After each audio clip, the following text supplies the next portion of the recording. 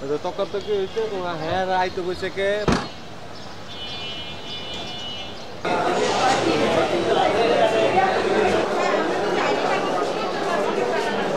বৈষম্য বিরোধী আন্দোলনের বিরুদ্ধে আইবি কখনো ছিল না, কখনো কোনো মাঠে নামে নাই।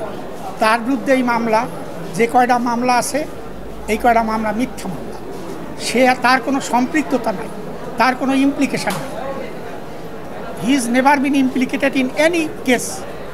যেগুলি তার বিরুদ্ধে মামলা দিছে মিথ্যা মামলা, তারপরে একটা মামলায় কাস্টই দিছে।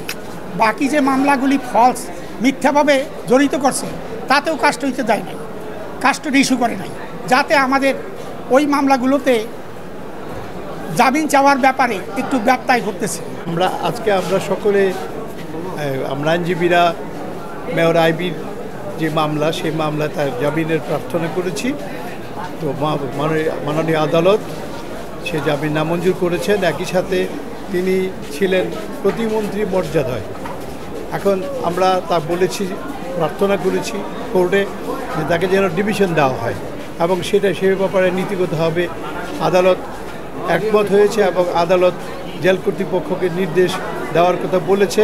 যেই মোকদ্দমায় মূল আসামি যারা শামীম ওসমান এবং শামীম ওসমান কং, তারা নির্বিঘ্নে দেশ ছেড়ে গেছে।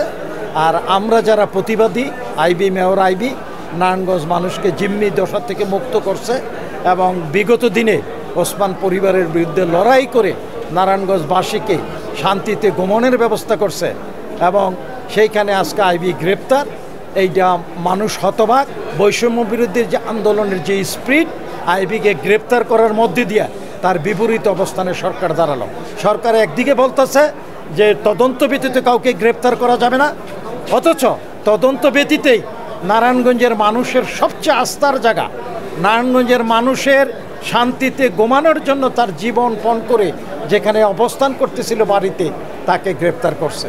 আইবি আর শামীম ওসমানের বিরুদ্ধ জীবনের শুরুর থেকে একজনের ন্যায়ের পক্ষে, একজন অন্যায়ের পক্ষে, একজনের সততা আদর্শের জন্য লড়াই করে, আরেকজনে সম্পদ কুক্ষিগত করা, সম্পদ পাচার করার জন্য লড়াই করে।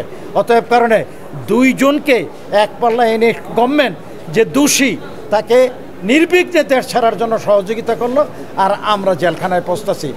আমরা নিশ্চয়ই আইনগতভাবে লড়াই করে বিজয় ছিনিয়ে আনবো এবং আইবি মুক্ত হয়ে আবার মুক্ত আলো বাতাসে তার জনগণের মাঝে ফেরত আসবে।